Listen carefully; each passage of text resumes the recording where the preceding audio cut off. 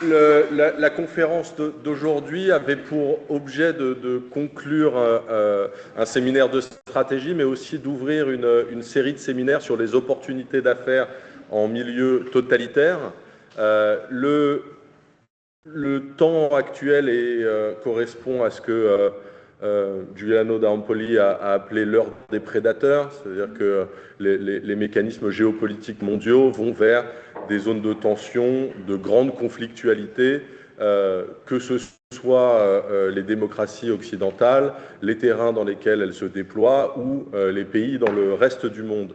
Ce qui veut dire que les multinationales vont plus que jamais être face à des déploiements stratégiques, commerciaux, dans des zones totalitaires ou proto-totalitaires.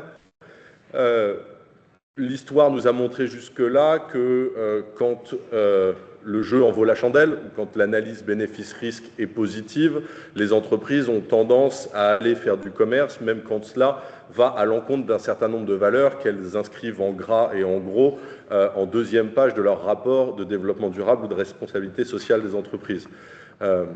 Ça a toujours été un problème, mais c'est d'autant plus un problème quand on voit le basculement dans un monde dominé par des tensions entre Donald Trump, Xi Jinping, Vladimir Poutine, etc.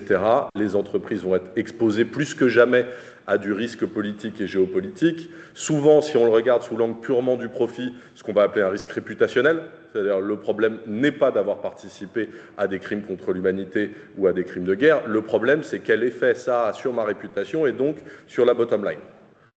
Ce qui pourrait vouloir dire qu'il suffit de changer de nom et requalifier l'entreprise pour qu'on s'en sorte. Et si on peut gérer le risque réputationnel, à ce moment-là, on est prêt à s'exposer à des complicités de crimes contre l'humanité. Donc il est plus que jamais temps de s'intéresser à ces dynamiques-là. L'année prochaine, il y aura au moins 2 séminaires consacrés à ces questions-là, avec des collègues qui viendront partager notamment des études sur le contexte hongrois, et des études sur le contexte états-unien actuel. Merci en tout cas, effectivement, je rejoins Clémence sur le fait que l'attention a été quand même soutenue pendant près de 3 heures en l'absence de ventilation ou d'air conditionné et d'un propos assez dense et complexe.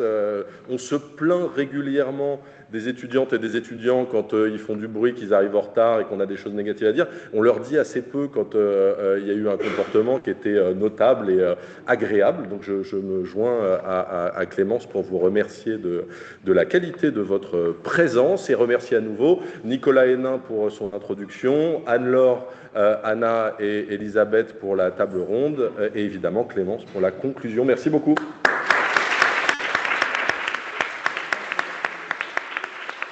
Merci beaucoup.